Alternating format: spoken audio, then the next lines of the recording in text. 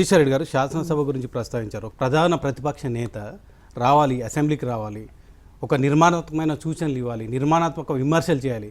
కానీ అసలు అసెంబ్లీకి దూరంగా 1 year పాటు ఉంటే ఏమనుకోవాలి? ఎందుకు వాళ్ళు రమ్మంటున్నారు, వచ్చి సూచనలు సలహాలు ఇవ్వాలి, మీ అనుభవం అంతా రంగరించి ప్రభుత్వానికి సూచనలు ఇవ్వాలంటే ఎందుకు రావడం లేదు? అంటే వాళ్ళ కాంగ్రెస్ ప్రభుత్వాన్ని చూసి భయపడుతున్నారా, లేకపోతే వీళ్ళని సీట్లో కూర్చోవడం ఇష్టం లేక రావడం లేదా? కేసీఆర్ గారు మొదటి రోజు ఏదైతే చెప్పిండో సంవత్సరం సమయం ఇద్దాం వాళ్ళకు అని చెప్పినరో అదే మాట మీద నడుస్తుంది. కానీ కేసీఆర్ సమయం ఇచ్చారు, కానీ మీరు ఇవ్వలేదు కదా, మీ పార్టీకి ఇవ్వలేదు కదా.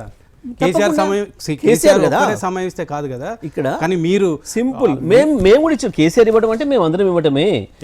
ఎక్కడ ఇచ్చారు? మీరు 6 నెలల్లో గుక్క తిప్పుకోకుండా ఆందోళన పేరిట రోడ్లపైకి వస్తున్నారు, లేదా లగచెర్ల లాంటి ఇన్సిడెంట్లు. అంటే ప్రభుత్వం చంపేస్తేనే ఉంటుంది, మేము వదిలేయాలన్నా ప్రజల్ని? ప్రతిపక్షంగా మా బాధ్యత. ప్రభుత్వం చూడాలి అన్నారు. 1 year అంటే ఎట్లా చూడాలి?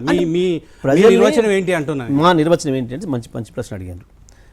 ఈ ప్రభుత్వంగా రావడానికి కాంగ్రెస్ పార్టీ ఏదైతే హామీలు ఇచ్చిందో ప్రజలకి, ఆ హామీల గురించి వెళ్ళి కొట్టాడాల్సిన బాధ్యత ప్రధాన ప్రతిపక్షంగా మా పైన ఉంటుంది. అవి నెరవేర్చినప్పుడు ఆ హామీలు నెరవేర్చడానికి ఈ ప్రభుత్వానికి కొంత సమయం ఇవ్వాలి. కాబట్టి విజ్ఞతతోని కేసీఆర్ గారు మాకు చెప్పినారు, మేము దాని మీద వదిలేసినాం. రెండవది, లగచెర్ల ఇన్సిడెంటు ప్రజల్ని ఆ తీర కొడుతుంటే, ప్రజలకు ఇష్టం లేని పని చేస్తూ దుర్మార్గంగా పోలీసులు పెట్టి ఇబ్బంది పెడుతుంటే ప్రధాన ప్రతిపక్షంగా మా బాధ్యత చూస్తూ మీ పార్టీ నేతలకు సంబంధించి ప్రజలను రెచ్చగొట్టి అధికారులకు ఒక ట్రాప్ వేసి మావోయిస్టుల లాగా ఒక అంబుష్ క్రియేట్ చేసి మీరు వాళ్ళని ఒక చట్టంలోకి నింపి వాళ్ళ మీద దాడి చేయడాన్ని ఎట్లా సమర్థించుకో? 10 ఏళ్ళు మీరు అధికారంలో ఉన్నారు, అధికారులపైన దాడిని ఎట్లా సమర్థిస్తారు జగదీశ్వర్ రెడ్డి గారు? బుద్ధి ఉండాలి ఈ మాట మాట్లాడడానికి. ప్రభుత్వానికి బుద్ధి ఉండాలి అంటున్నా.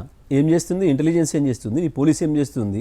మేము కనుక కుట్ర చేస్తే, ఆఫ్టర్ ఆల్ ఒక చిన్న ప్రతిపక్షం కుట్రనే నువ్వు ఒకళ్ళు ఛేదించలేకపోతే అసలు ఈ గవర్నమెంట్ పరిపాలించే హక్కే లేదు నువ్వు మాట మాట్లాడితే. అంటే అది సిగ్గులేని మాట అంటారు దాన్ని. అది సిగ్గులేని మాట ప్రభుత్వం